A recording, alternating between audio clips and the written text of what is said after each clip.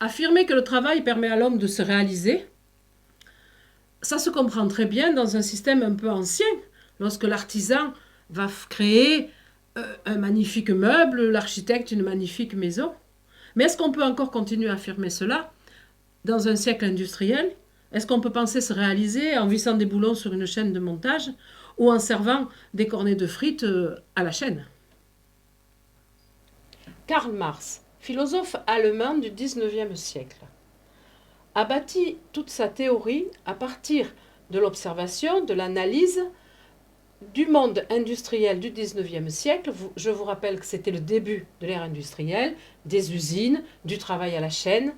On est dans une situation que vous avez pu rencontrer si vous avez étudié en français Zola, avec des gens qui travaillent 18 heures par jour, des enfants de 10 ans que l'on fait travailler. Donc c'est dans ce contexte-là que va s'installer la théorie marxiste. Voici schématiquement l'analyse faite par Marx du système capitaliste. Il y a une première catégorie de citoyens qu'on va appeler et qu'il appelle les capitalistes. Définition du capitaliste, celui qui possède les moyens de production. Les moyens de production, ce sont les matières premières et les usines et les machines pour les transformer. Lorsque j'ai un arbre et une machine, avec ça, je peux finalement avoir une table. Cette table que je vais vendre 10 euros a coûté aux capitalistes 1 euro, mettons, on va dire, pour l'arbre et 1 euro pour acheter, entretenir, amortir, remplacer donc la machine. Nous avons donc, si nous la vendons 10 euros, une plus-value de 8 euros. Grâce à qui a-t-on obtenu cette plus-value de 8? Eh bien, c'est grâce au travail d'une autre catégorie de la population que Marx appelle les prolétaires et qui, eux, ne possèdent qu'une seule chose, leur force de travail. Est-ce que pour autant, on va donner 8 aux prolétaires? Eh bien non. Ce qu'on va donner aux prolétaires, c'est par exemple seulement 3. Et le reste, c'est le profit du capitaliste, qui va donc accumuler de la richesse, puisque pour continuer, il n'a besoin que de redépenser 2 euros. Donc les 5 euros, c'est de la richesse pure. Pourquoi donne-t-on 3 euros? Comment est-ce que c'est calculé, ce salaire du prolétaire? Eh bien, il est considéré lui aussi comme un moyen de production, c'est-à-dire comme une machine qu'il faut acheter, entretenir, réparer et renouveler. On lui donne de quoi vivre, de quoi survivre, de quoi renouveler sa force de travail et éventuellement ensuite élever des enfants pour que de nouveaux prolétaires arrivent après son usure personnelle.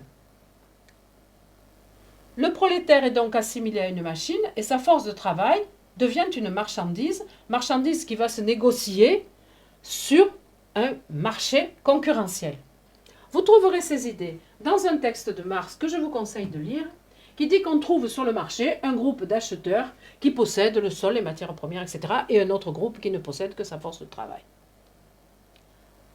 Pour Marx, dans le système capitaliste, le travail est aliéné et il est aussi aliénant. Il est aliéné parce qu'en fait, ce travail n'appartient plus au travailleur qui le vend, donc il le vend à un autre, alien, c'est l'étranger, c'est l'autre. Il est aliénant parce que cette forme de travail dépossède, désapproprie le prolétaire de ce qui le définit même comme homme. Cette aliénation, elle vient de 5 éléments différents. Le premier, c'est la dépossession de la force de travail. Vous l'avez compris, et le texte de Marx que nous vous proposons le développe. La force de travail est donc une marchandise dont le possesseur se défait au profit du capitaliste. Deuxième aliénation, c'est la dépossession du produit du travail. Souvenez-vous, nous avons vu avec Hegel que le produit du travail, ça n'était pas seulement l'objet produit, mais c'était aussi l'homme lui-même. Pourquoi? Parce qu'il il réalisait son idée, et donc dans le produit de son travail, il voyait son idée concrètement réalisée. Si vous fabriquez un beau meuble sculpté, vous verrez effectivement votre pensée, votre projet manifeste là, concrètement. En revanche, si vous vous contentez de fabriquer le boulon qui va visser les 4 pieds de la table Ikea, vous n'avez aucune manifestation de votre esprit dans le produit qui sort de vos mains. Donc, deuxièmement, dépossession du produit du travail.